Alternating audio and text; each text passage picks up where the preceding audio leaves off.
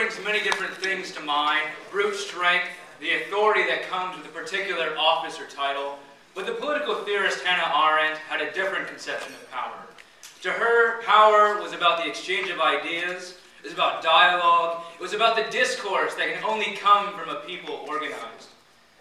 Now, the organization I'm with, Clean Up the River Environment, over the last 21 years has focused on maintaining the health of the Minnesota River. Although over this time, we've also come to recognize that the health of the river, of the environment, is inseparable from the health of our small towns and the sustainability of our culture. And so we've been going around hosting these open space listening sessions. What these are is we bring together folks from diverse backgrounds, throw them together into one room, shake it up to answer one question: how do we build healthy, vibrant, and sustainable communities? It's a question that many of us ask, but, how are we going to answer it? And so we grab all these people, door to door, dragging them to this open space room, and in silence we sit them down. We have chairs arranged in a circle. You can see the easel in the middle. And there are some people who recognize each other. They've collaborated in the past. But there's a lot of strangers. So you get an idea of who's here and then how are we going to work together. And so we draw upon our vast networks to make sure we have a full cross-section of the community. We have farmers, we have teachers, we have small business owners, we have students. Because the strength of these sessions are only going to be as strong as the diversity of opinions and perspectives that are represented. And I mentioned that there is an easel in the center of the room. So if you have a vision for the community, if you have resources you'd like to share, you just so happen to have a bag of money you'd like to hand away, now's your chance to do it. You go to the center of the room, you say, hello, here's who I am, here's where I've been, and here's where I'd like to see our community go. Kate here is an elementary art school teacher. And what she's proposing is a youth program that will center local music, allow young people to realize that, hey, there's plenty that we offer here at home. If you want to have a good time, you don't have to go to Minneapolis, St. Paul. Why not stay here in the community? Avis has recognized that we're in the 21st century. Many of us have smartphones, or we at least have access to internet. So why haven't we put together some application that's a virtual tour of the region to make all this information more accessible to both visitors and natives alike?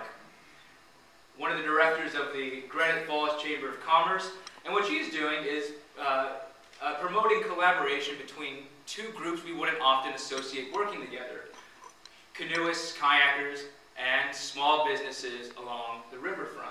Why not make these access points safer and find ways to help business to work on that issue?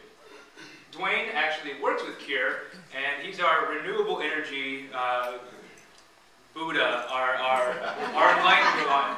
And he comes to these sessions and he says, if you are interested, farmers, in putting a wind farm on your property, I want to connect you to the resources necessary to do that.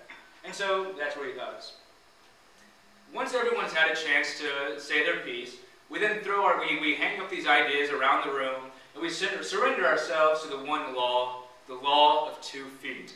If you're not somewhere where you're learning or where you're contributing, go somewhere else. If you're not having fun in the conversation, get out for the love of God. Go utilize your skills elsewhere. And so this is where we find where our many interests and experiences intersect.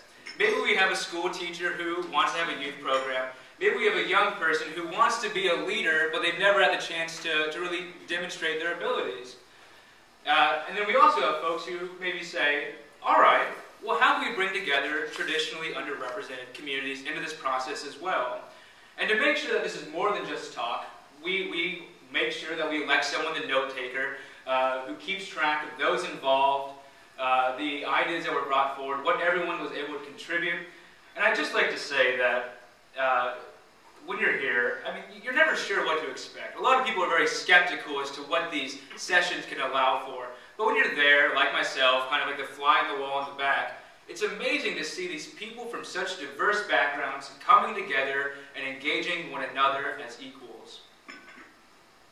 And when we're done, this is Ben. He's a middle schooler, and he's actually proposing how to turn an old storefront into a trading card / video game / snowmobile emporium.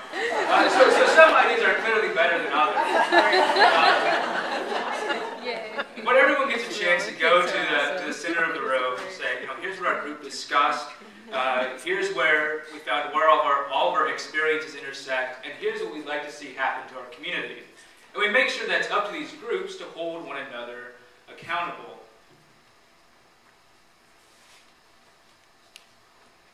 And this is one of the big success stories, actually, from what's come out of these listening sessions. This is the Granite Falls Riverfront revitalization.